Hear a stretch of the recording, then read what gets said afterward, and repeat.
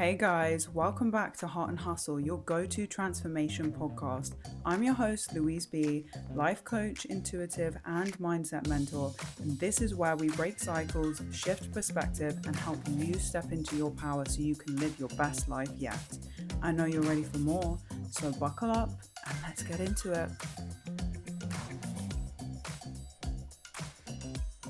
So today I have Rosie with us, and she needs no introduction, but she's obviously ADHD coach, has the ADHD Untangled podcast, and you yourself, you have ADHD, right, Rosie? Yes, I do. Yeah, You can so tell by the start. yeah. So I want to know when you actually got diagnosed, did you know before you had it that you had something? And how old were you when you got diagnosed? So I think I spent the majority of my life knowing that something wasn't, in brackets, normal. Mm, And I think that's what led me to sort of run around the whole world and try and be a million different people and play a million mm, different roles, whether that was like trying to be a housewife or party girl or a geek or whatever I was being at that time, to try and quieten down the noise that was in my brain mm. and hope that something was eventually going to fix me and make me feel normal like everyone else. I felt that everyone else around me was, right? So I always had a feeling of, I always had this ongoing question of like, what the hell is wrong with me? So I think I always knew there was something not wrong with me. I know now I wouldn't use the word wrong, but I didn't actually get a diagnosis of ADHD until I was 30. Oh God, time blindness is a real thing. I think it was 31, maybe 32. So yeah, 32. So 2022 it was. I got diagnosed. Or 2021, sorry, my first diagnosis. Um, so it was very late in my life, and that's what made it so painful for so many years, because it was right up until my early 30s that I was still battling with not understanding why I couldn't just get on with things that everyone else could. So why couldn't I stay in relationships? Why could I not handle a corporate job? Oh my Why, God. Don't you know, even get me started on the corporate job. this is what I mean. Like, but it was like, people, I used to have friends and they would be in like the same companies for like 15 years and doing the same stuff. And I just couldn't hold down these jobs. Hmm. And obviously your internal dialogue then is like, well, there's something wrong with me. And then when it got to my early 30s, I was just, again, another relationship was ended. And this relationship was a really good relationship, actually. And one that, uh, for the majority of it, I was really happy in. Um, and that was ending again. I was getting that feeling of just boredom, I suppose, and Mm. not feeling satisfied, but not understanding why. And the same thing, as I said, like I'd left another job in Amsterdam because I didn't want to do an office manager job that they offered me. Um, and everything just felt a bit meaningless. And I thought, how am I here in my early 30s and this is still happening? I felt like I'd tried everything. Then all of a sudden, the ADHD diagnosis came in. And I honestly cannot tell you, like, I went straight into relief. Most people go into like a grief. Hmm. They think about the past. And I definitely have had that, a delayed grief, I think. Um, but I was so relieved because it all made so much sense. I literally went on a hyper focus and just looked into everything that meant. And it was mainly in America because in the UK, they weren't really talking about it. Um, and when I realized it wasn't just about, you know, losing your belongings, which I do all the time, um, it was about emotional dysregulation. It would be about dopamine. Like that was key for me. Like my whole life had been chasing dopamine. Realized that my brain was actually lacking in this all important chemical. And that's why I was running around like to everyone in the outside world like a crazy person. Mm. Was just so like, oh my God, I know what I'm dealing with now. Yeah, I because know it's why got it's that happening. name. It's Yeah. like it's got the name. Everything makes sense. It's not just like up in the air. Oh, is this because of me? Is there? Yeah. And Yeah. that becomes a distraction in your life. And that, like people talk about labels being really limiting. And I think an ADHD label for me has been nothing but liberating because I was so distracted by trying to figure out what's wrong with me. And like, you know, then all of a sudden, when you think it's you all the time, that can lead to such low self-esteem in our community. Honestly, it's rife. Mm-hmm. That's where you see the addiction come in, and you know, these bad vices, or you know, these unhealthy habits happen. So all of a sudden, a lot of that, obviously, there's still so much work to do once you get diagnosed, but so much of that is gone, and creates space for you to just think, right now, what's next? Like, how do I make the most of what kind of brain I have? Yeah, it's so true. There's like this.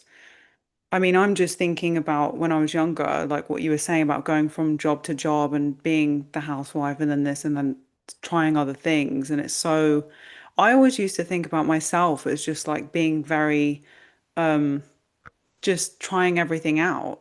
Mm, You know, yeah, when you just think, oh, maybe I'm just somebody that needs like to try everything out. But a few later times. Yeah, in that's what life, I I'm like, say. why am I still trying everything out? I think I've done this already. Yeah, and I think there's a lot of good in that. Like, it's so true, because Mm, I always say I just have to accept that things are going to take me longer all the time, because I always talk about this, like 9 driving tests and all these relationships, and like, mm, and even now with like finding assistants and stuff, I'm like, I'm probably just gonna have to go through like loads of different people like for me to yeah. find them. But like loads of jobs, and I just always think, oh, that's just how it's going to be. But there's a lot of positive in that, and that's what I always say. Like, yes, it was hard, and it nearly cost me my life a lot of times because of how crap I felt about myself. But trying it all, like you said, and going around and just giving things a go, I think it does make us quite, you know, interesting people, and we've lived quite a life sometimes because of that, because we just, Yeah. you know, that It restlessness pays off sometimes it if does. it's not led to danger too much. Yeah. I used to work in hospitality, so for me I was very much like, oh, like it kind of perked up that dopamine. Because when you're Mm, always meeting new I can people and it's imagine. like nightlife and it's like, oh yeah, and it's like exciting. But yeah, like you were saying, any corporate job back then, and I was like, okay, no, I can't. But what were you, so you were diagnosed, and do you know, I mean, I'm guessing you know what your diagnosis was, because there's three different types of ADHD. So, for anybody listening, obviously, if you don't know, if you haven't been diagnosed, you might have one degree of something more than the other. For me, I'm inattentive on the Yeah. most part, which is like daydreaming, I think. Yes, it's um all the Mm. internalized stuff, which can often you know, inattentive. So I'm guessing, did you, when you was at school and stuff, did you struggle with like paying attention and Oh, yeah. yeah. I was like daydreaming. I would see a bird outside and be like, oh my God, like, where's that bird going? And like Yeah. just start like chatting to the girls next door, but not actually focusing.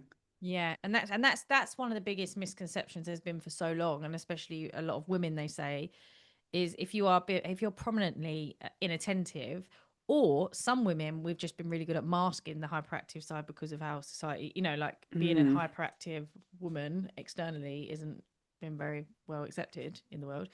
Um, Yeah. but that's, you know, that was never associated with ADHD. So what people don't realize is the hyperactivity isn't just externalized, it's in our thoughts too, right? Just because you Mm. can't see them, like it's all going on in your brain when you're daydreaming or Yeah. thinking about a million things at once. Yeah.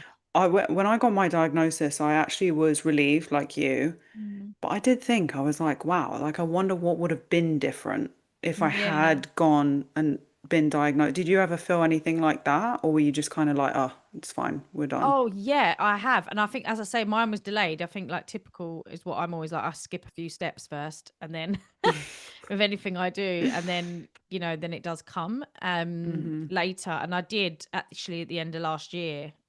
Um, I think at first the relief was so strong, and I channeled everything into supporting the community and building a business, and I was distracting myself, I suppose, from the healing side of things. You know, I've always been more of an action, like let's solve this problem and let's go and Hmm. do something with it.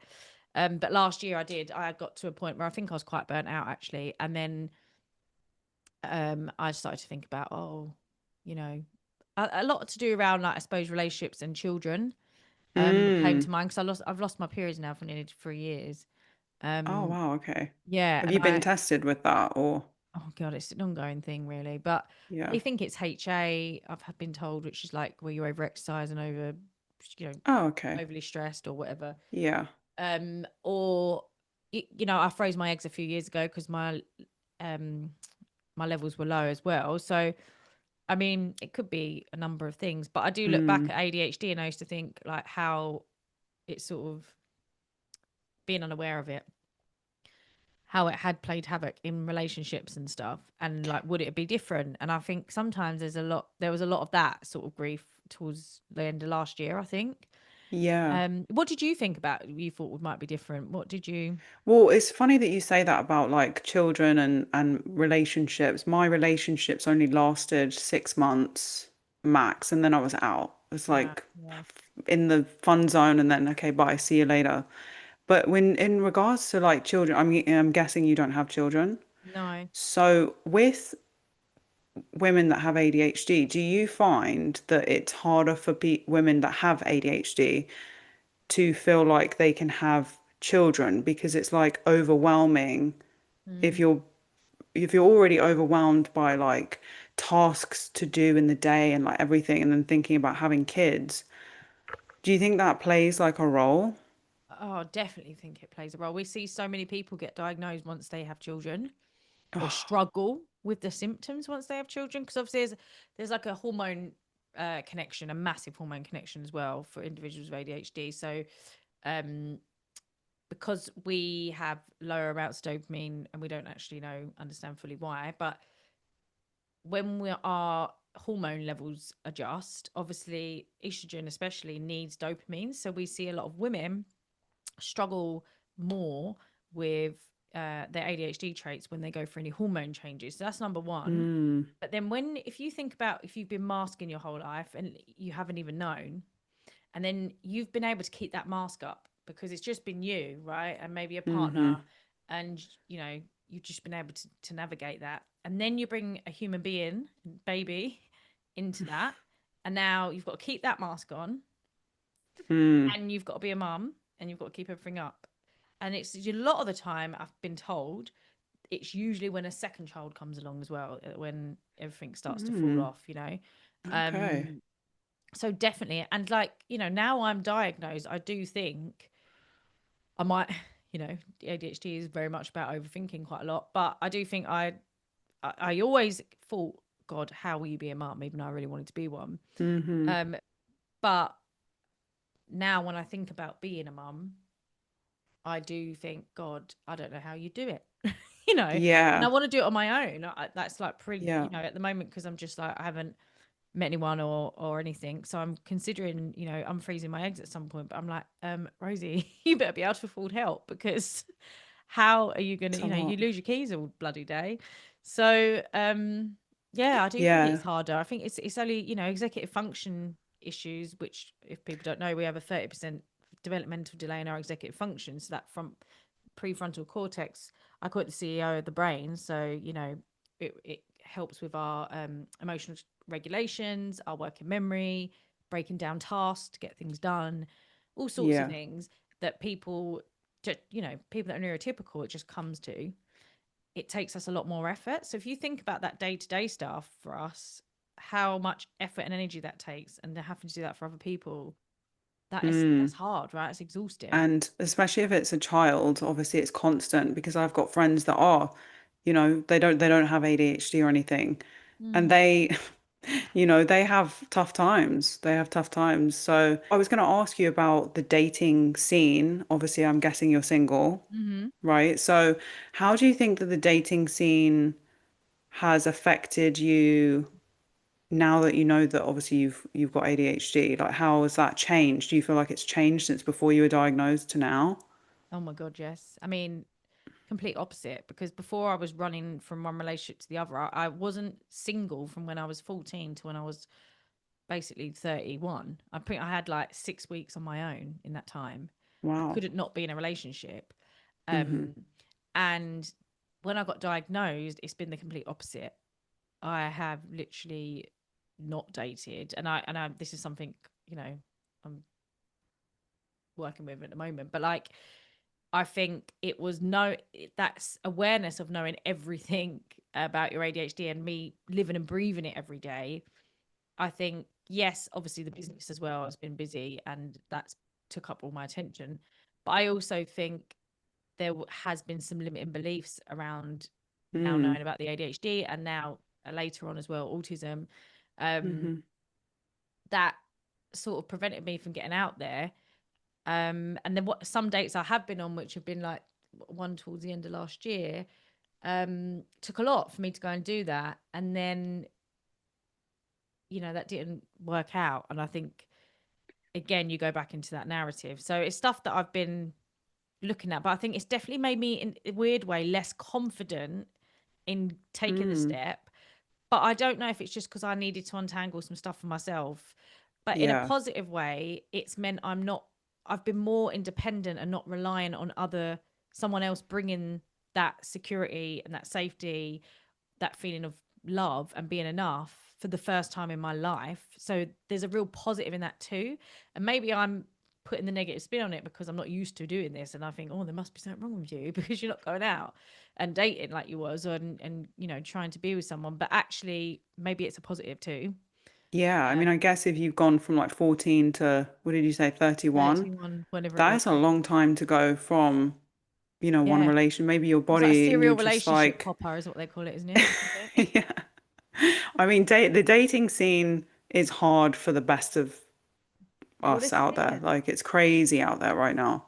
It is, and I've like literally gone on apps now, and I was like, right, I'm gonna go on apps. I'll go on like my friend set me up, Hmm. and one of them was a new one, and it was like they had voice notes and stuff. And because if you don't get back in a certain time, they call you a ghoster and like bar you. So I got barred like within God. like literally a day because someone had booked a call or something, Wow. and I was just like, oh my god, I'm so bad at this because I turned the notifications off so I don't want to be distracted. But then Hmm. obviously you can't keep waiting 2 weeks to write back because the momentum just goes. So yeah, I Yeah. just don't know. I mean, it's something that I'm working with. There's an amazing guy actually, Jamie Johnson, who's my friend. He's just built Hmm. the first neurodivergent dating app called Mm. Matter. And Okay. he's doing amazing stuff around this and he does lots of great content. And I've had him on the podcast. And yeah, he went through my he went through my dating app and was like, hello, there's all these people that you're not swiping or Just like like, getting back to. And I was like, okay, so I am gonna be made accountable. And this is something I want to bring more love into my life this year. yeah.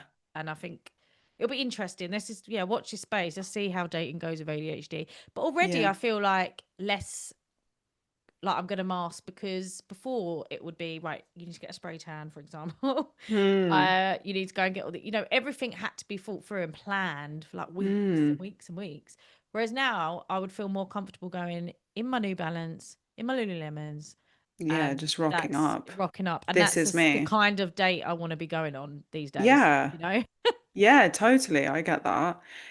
I was just thinking, have you heard about how I only found this out, I think, a few weeks ago, but people with ADHD gravitate towards people with ADHD. Yeah. And then I was like, Oddly. wow, loads of my friends have ADHD, like diagnosed and everything. Yeah. I had Because no we get that idea. energy from each other. We have a what's it called? Interest-based nervous system. So we need to be stimulated and excited Yeah. by our environment. So obviously other ADHDers are going to bring that because I think, I don't know about you, but all the ADHDers I know, they've got big energy. Um, Yeah. you Yeah, know, big time. yeah. But my husband he's not got any of this. So sometimes I'm like, hi, like, and you're just like all perky. And Well, you he's know like, oh, what? It's like, not a bad thing though, because I think, I don't think there's no wrong or right when it comes to relationships with ADHD. It depends where you're at and your mm, awareness. Like, because you can go, I've been out of many ADHDers that just weren't aware, or even if they were mm, diagnosed, they just weren't really paying attention to it. But the ones I've seen with that are with neurotypicals and have these relationships, they tend to have really good, solid relationships if that other person is really understanding and supportive and brings what they yeah, can't bring, and they sort of bring each other's yeah, strengths definitely. and weaknesses sort of thing. What would you say to somebody who is on the fence or they don't really know if they've got ADHD, but they kind of sense something is different? What are the less obvious signs? Because I feel like there's obvious signs but is there obvious signs and less obvious signs? I mean, it's I think such there's a, obvious signs in terms of like what society views ADHD as. So like the forgetfulness, um, yeah. and being disorganized. You know, I know some organized ADHDers because it's their hyperfocus, but Mm, I think the less obvious stuff has to be the behind the scenes, like emotional side of things. So, you know, rejection sensitive dysphoria, mm, which means that we are highly sensitive to rejection. And what you'll get a response of is, but no one likes rejection. But if you have ADHD, it's literally like physical pain and it's all consuming. It's like something terrible is going to happen. And the most important thing about it is it doesn't happen when you are just rejected. It actually happens more so in the idea of just being rejected. So, for example, I always use this example at like a workplace. If your boss put in quick catch up, an ADHD brain in RSD would think, "Oh my god, I'm going to get set fired tomorrow," mm, because it's so vague. There's not much in there, and it's like a constant feeling of feeling unsafe, right? yeah. Um, and I never used to understand why I could ruminate in my house if I thought my boyfriend, for example, was annoyed with me or and gone out or whatever, and I Mm-hmm. couldn't stop contacting for reassurance or panicking until Mm, I'd spoke to them. You know, I was very, I would call that an anxious attacher at the time. But now I know it's RSD. Like I don't have that with my friends, my family. I used to have it. You know, WhatsApp wow. groups were just like the biggest no if Oh I'd put my in a God, all group the, and no one, even if I'd wrote back 2 weeks later and I'd wrote in the group and no one replied or they replied to someone else, oh my God, it was like my world was going to end. And I'd be ringing everybody in the group being like, oh my God, you hate me. So that's not as commonly known. I mean, it's getting much more known now.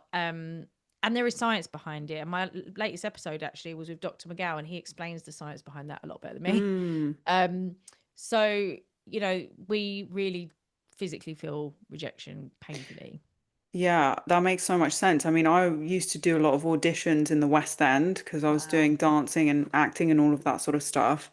And, I just was thinking when you were saying about the rejection sensitivity, I actually think that not getting these acting jobs or whatever they were so tough not to get them. But I feel like that actually helped me overcome that sort of rejection sensitivity. I'm not saying it's gone completely, but I wonder if you can actually prime your brain if you just become rejected all the time, Yes, honestly, you I so know? relate to that. I think you get, you know, because that's the other thing is I do believe, and I don't have anything to back this up, but from what I see with our clients and my own story, is if you're if you've got ADHD and especially late diagnosed, you have felt or had more rejection as well, right? Mm, So we become quite resilient. Whilst we might yeah, feel the pain very intensely, we keep picking ourselves up and going again. And the difference in knowing is you can see you can be more intentional with what you do with that information after, right? yeah, So where you channel that. But I think, yeah, definitely. Like I think I'm you almost expect to get rejected. So you just keep putting yourself out there. And I think that's great. right. And that's great when you can use, you know, I think that restlessness that a lot of us have with ADHD, and I know mine, it's been my biggest weakness and strength. That also helps overcome these things as well, because sometimes you just don't think and you just do. And when it comes to your career, for example, or some, you know, starting something new in a project, that can be really useful. Yeah, Get up and do definitely. that and put yourself in the arena and be vulnerable. 100%. I also think like obviously what you're saying makes so much sense, but it's like starting a new job or career or having an idea. I feel like that energy, that restless energy that you're talking about as well, is a bit like fearless. Yeah. Like you're just like, I'm Isn't gonna that do Beyonce this. song? Yeah. Fearless. Yeah, pretty much. Pretty Yeah. much. How do you think ADHD shows up differently for men versus women? I mean, people always say the hyperactive, you know, like men are more externally hyperactive and women are more inattentive, like you said, like more internalized hyperactivity. But I've seen both, and mine's combined, by the way. I didn't even answer that Mm, question. And I'm like 9 across the board for both sides. I've had both diagnoses were exactly the same. Um, I think if you was gonna go by like the standard of what everyone believes, then you would say that, like, boys present more external hyperactivity. But I don't like to suggest that because Right. I don't think that's true. I think the biggest difference is the hormones. I think Mm-hmm. what I understand from talking to people on the podcast and doing my trainings and stuff, from the experts that know about hormones and ADHD, is because women's hormones are constantly changing throughout their cycle, they're changing throughout their life, they're changing, that our ADHD will fluctuate at different times. So it will never be like, I know you might think, well, how can ADHD be the same anyway? But, to an extent, you can show up quite similar, right? Mm-hmm. And with men, they only go through that, well, the big hormone changes when they're younger, don't they? Um, Yeah, so I think, I'm sorry, I'm go on. envious of them. I'm I just know, saying it's honestly, it's just like the hormones. So I think that's the biggest difference, is that ours will, and especially when we start to go through those bigger changes like perimenopause and menopause and stuff, and having children, for example, we're going to see us really struggle at those stages in our lives if we're not aware of it, and haven't got the mm, support. So I think that's the biggest difference, is that ours can really change at different times, even in the month. well, I was told I had PMDD. Do you know what that is? Yeah, and that's very connected to ADHD.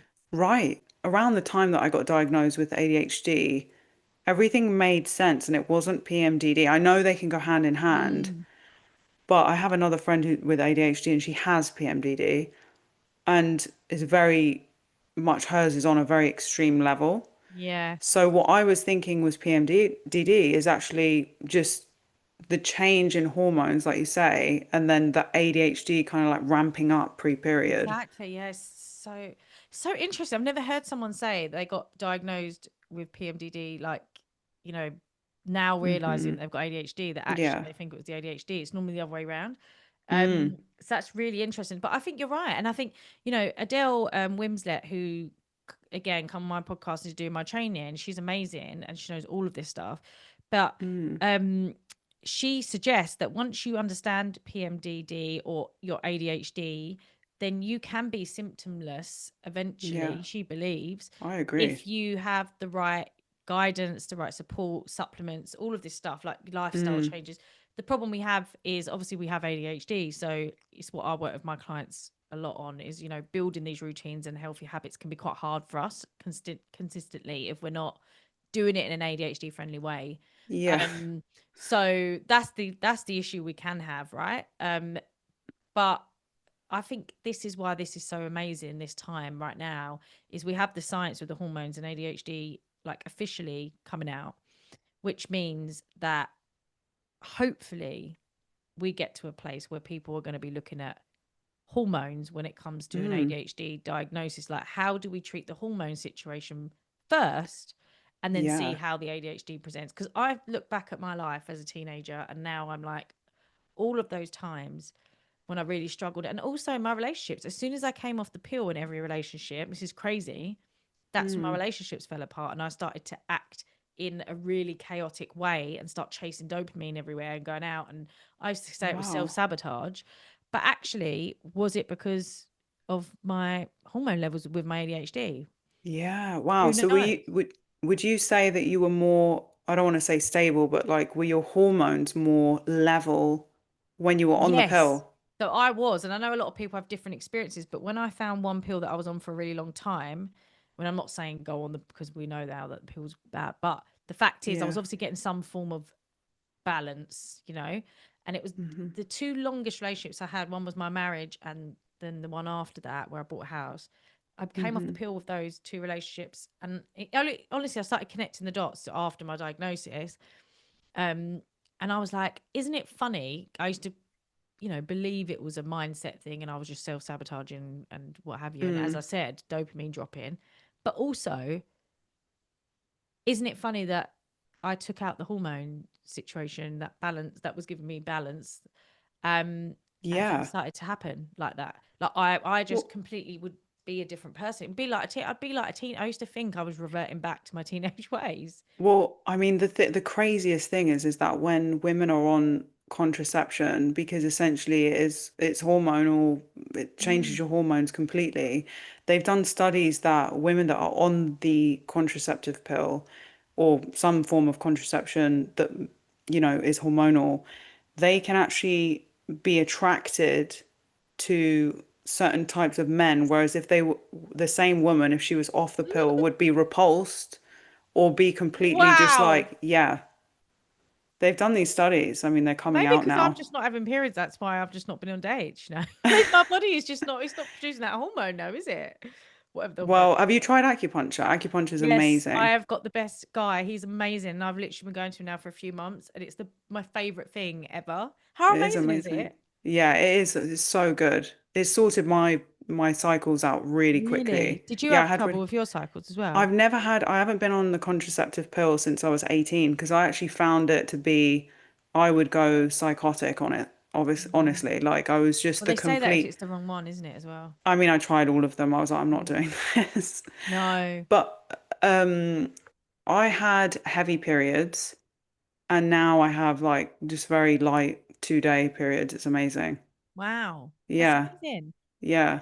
Because this is the other thing as well that Adele shares is that there's a difference between what they put in a pill. So like I forget what it's called now, but like fake hormones. Mm. There's a word, isn't there? Synthetic. Um, Yeah. and obviously bio uh chemical hormones or whatever you call them. Yeah. Yeah. Bio something. Anyway, she said about, because obviously you can get the gels and stuff now. Mm. If you're using the bio versions, it's so different because it's a replica, right? Mm-hmm. Whereas it's the synthetic stuff that makes us go crazy. Yeah. So that's what she's sort of fighting for and giving education around is the difference she's seen in women, and especially with progesterone, which is the Oh God. calming hormone. Yeah. Like I've got clients that listen to that episode and have gone and got bio. Again, I'm not going to get the name right, but progesterone, so the bio Yeah. version, the real version, and they have said that their impulse and things like that, their reactions and their Mm. they just feel more balanced. It's just gone. Um, Interesting. so it's so interesting. The hormones are responsible for everything. So much. But yeah, and then also women at different times of the month crave a different type of man anyway.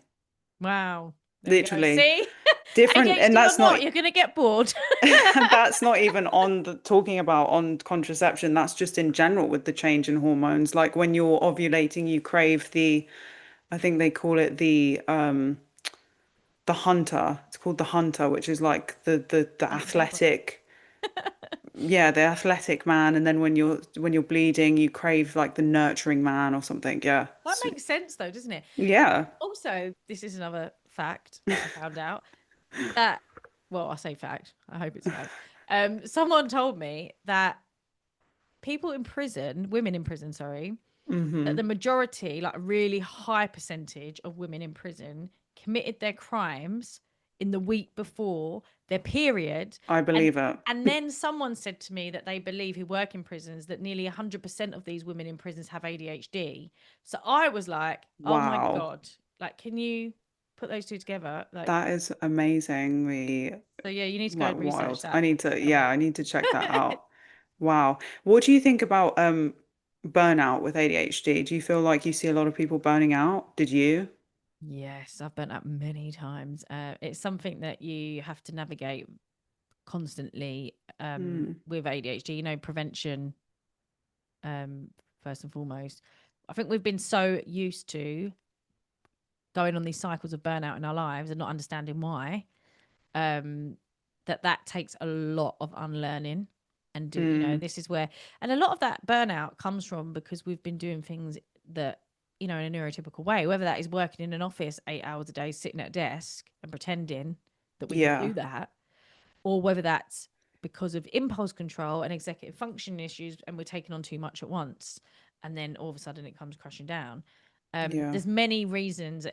When you think about ADHD and all of those things and more, burnout is just, It's up there. especially for women, you know Yeah. Again, probably because of the hormones and the changes. hormones, the masking, the wanting to do it all, because we can do a lot, but we can't do it all. And I think that's and Hmm. not all at once. But I think we struggle with that as ADHDs and especially, as women.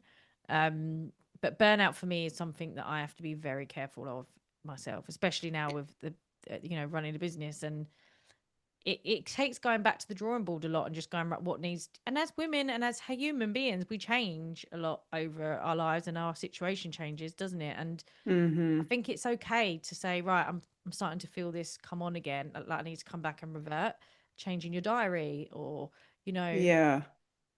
bringing in some more time where you're just receiving. That's what someone said to me before. A therapist was like, "Where do you just receive?" And I was like, "In my Mm. morning routine when I'm working out." And they're like, "No, like when do you do nothing?" So Mm. for people with ADHD and me as well, you know, if we're the can't stop, won't stop kind, I have to take myself to an acupuncture appointment or to a sound healing. You know, these things are prevention for me. It's not like I don't want to be doing that once I've burnt the candle and that's it, you know. Um, Yeah. but my What friend, if? sorry, go Oh, on. no, you go. My friend, I wouldn't just say because she's done an amazing documentary on this. Mm. Um, Hannah Walker Brown, and I think it's on BBC Four. It's like an audio documentary. She had, she's got ADHD, and she had a big burnout. And she's created this amazing documentary that you should all check out. What is like just quickly on the burnout, what is your fine line where you know, okay, this is me going into burnout? What is that? I can tell when I'm going to burnout when I'm getting impatient, and my reactions are a bit too like quick. Um, Mm. and when because I'm, you know, I love what I do and I love, um, you know, being with my clients and stuff. So when I'm starting to feel resentment about my day, if I'm starting to get that thought of like, Mm. oh God, I've got to do that thing and I want to cancel my face to face stuff, right? Like if I'm getting that feeling, and I can't, obviously. I mean, you can if you want to, but um, I know that there's something wrong. You know, like I know that something. Mm. I'm just tired and I need a day off. Yeah. And I struggle to do that. But what I've noticed, and it's like that pattern recognition, isn't it? Like starting to notice the patterns of like when I've connected on a Sunday, for example, oh my God, the way I show up, I don't feel tired the next day. I feel so energetic if it's the right people, right? And you're doing the right things. Mm-hmm. But like, I know I need that. And there was a long time when I started this business that I didn't. I think I went a year of really hardly seeing anybody. I literally Mm. worked and worked and worked and worked. And I really, really, really burnt myself out. Um, and that was, yeah, I wasn't really, you know, this my work I was doing, I was loving, but eventually we need connection, right? Everyone needs Of connection. course, And yeah. I think that's part of it. Like, I think with burnout, what we don't realize is the things that we need to fill our cup, and that's different for everybody. But I realized that the things I was putting off, and that's why I know when I'm going to be burning out, are the things I need. Mm. And that is people and connection. If I'm in that mode where I'm like, oh no, I just want to cancel everything, I don't want to see anyone, I know That's make something's wrong, you know? Yeah, that's really interesting. It's making me think of one thing when you're saying about canceling. Do you think people with ADHD they end up canceling like things more than people, that don't have Yeah, ADHD? Yeah. definitely. And that's the thing. Like, I've been more committed to face stuff now in this point in my life of this business than ever before. But that's because I've realized how to try and work with my brain in my scheduling. But definitely because we become overstimulated quite quickly. Mm. If we haven't got to that place where we are able to have our say in how our day runs, for example, or we haven't really Yeah. understood what it is we need, what time of days that we're good at doing things, and how much break we might need in between things, then we will see us cancel more often than Yeah. not. And sometimes it's just that RSD playing up as well. You know, they Mm. might cancel social plans because they're having like really bad RSD over something. And also And like it's like you don't know when you're going to need to regroup and recharge. recharge and recover. Um, That's why I think it's key. Like my diary is forever. Like I'm still trying to work out what works. And it's, if you're feeling good in a one day and you're like, yeah, I'll say yes to all of this oh stuff, God, and yeah. then I sit down, but I get anxiety now over my diary if I look at it and even Mm. a few weeks ahead, and I'm like, because as I said, I was trying to hire somebody and stuff, and I think giving that over was because I wasn't very clear yet on what I needed, what worked for me. Yeah. It was really hard to hand that over to someone, and then things would be put in, and I would just get like an instant like.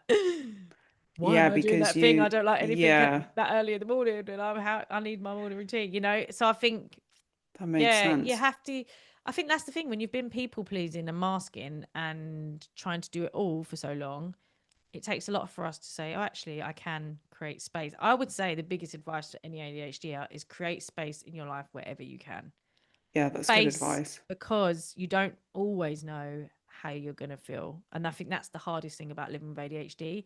You generally Mm, don't know how you're going to feel from day to day.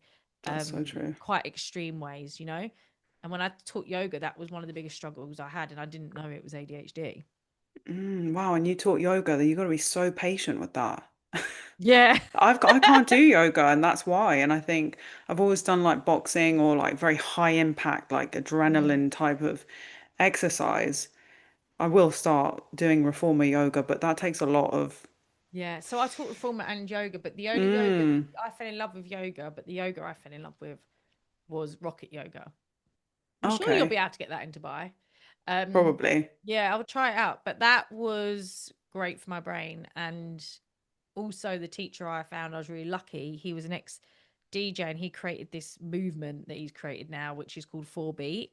And he was Mm, having playlists in the background that we never even knew what he was doing, but they were done to a certain beat to go with our breath and how we should be breathing.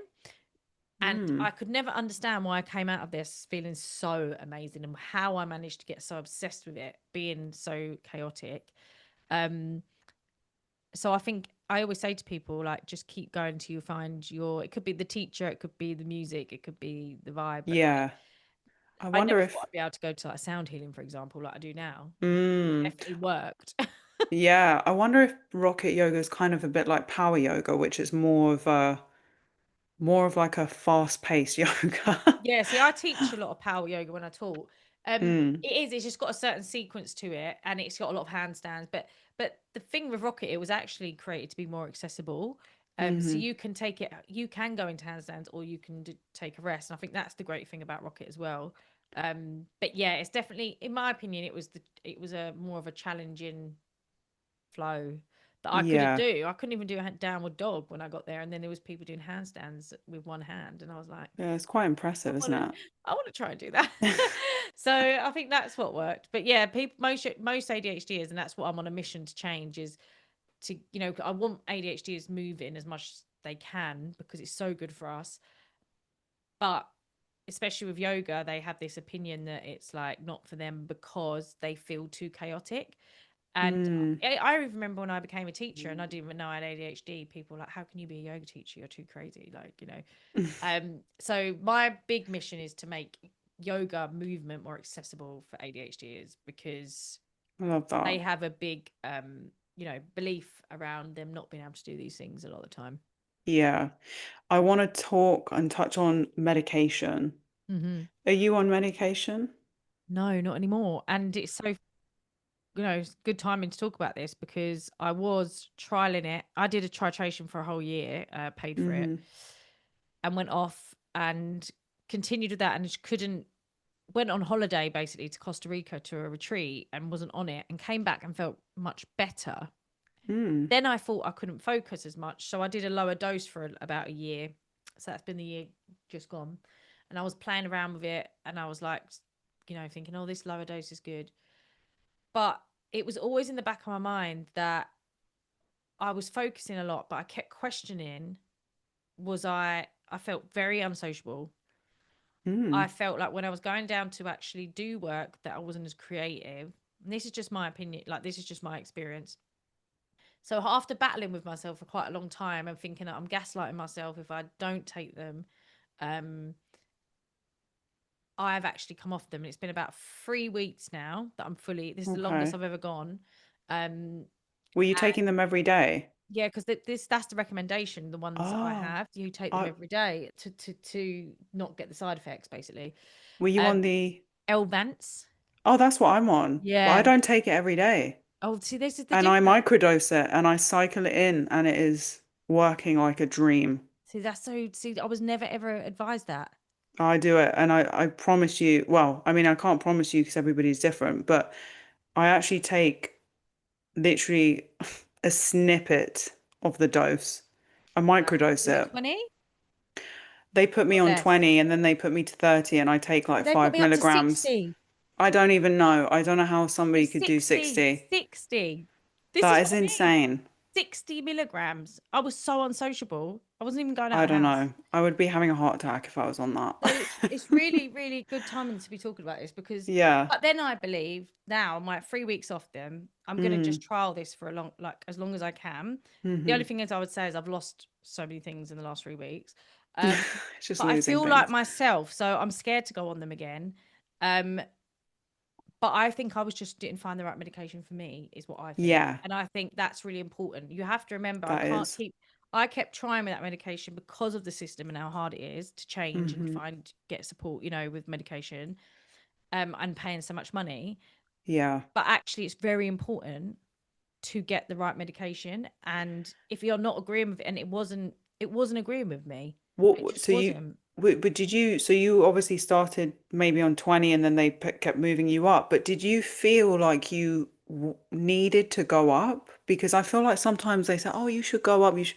That's what I had. And I thought, you know what, I'm not even taking the full dose. I'm taking a Yeah, that's quarter exactly what and happened I'm to me. not I going to, reverted back. Yeah, so I reverted it back. Yeah, they kept yeah, building it up and saying, "Oh, you hungry in the night?" And I was like, "Yeah." But now when I look hungry. back, yeah, that was their judgment. But I think now I look back, I'm like, I know a lot of people that they get asked that. Um, Mm, well, I don't really want to be buzzing at night time anyway. Like I no want to be way. hungry and eat my dinner. But the big push is what I want to say is the big push for me in the last 3 weeks ago is I had, and I'm not saying it's to do with medication, but it's not going to help me slow down because I was very like doing even more on medication. Um, Mm-hmm. is my heart rate variability went to Mm. 24, and I didn't even know what that meant, but it'd been like that for quite a while. And What does that look like? What does that mean? that's basically that I'm in my fight or flight constantly. Like my body's not Ooh. rested, which can be because it could be some overtraining, it could be I'm working a lot. But my intuitive feeling then, after questioning myself about LVANs anyway, Mm-hmm. was that is not going to help you slow down. So for now, we're coming off of that. And I Yeah. felt it was horrible the first week, but I actually feel better. I do feel a bit chaotic, as you can tell, but I feel better in myself. And I think for now, that's where I'm at. And I'm scared to go on Mm. it at the moment. I don't want to be on that yet. So Yeah, I've been you two gotta years of just, trying, I've tried. So is it, it's got to be have you, something else eventually. so you tried with the Advance and you didn't try with any other No, because non-stim. he didn't have Mm. any other, and this was the other thing. The doctor I went to, who I wrote to the other day, I was due my yearly review. He doesn't offer any fast releasing. He doesn't, because I thought maybe fast releasing might be good for me because then I could do a podcast in the afternoon, and And because then I just really taper it off. struggled to be sociable with mine. Like I didn't want to have any meetings with anybody. Like I was just Yeah. like, I'm just in my zone and just don't talk to me.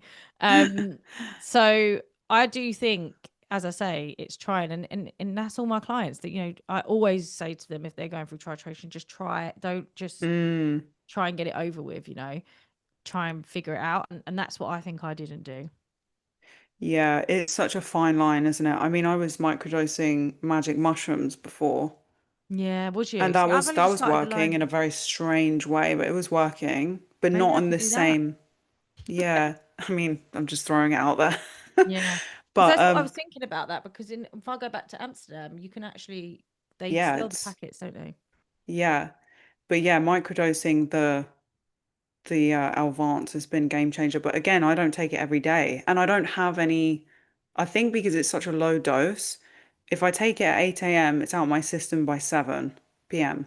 So when you say low dose again, sorry, did you say 20 or under? Are you even Oh doing no, less? no, no! Like we're talking about 5 to 10 milligrams, How do you five to measure it ten. though?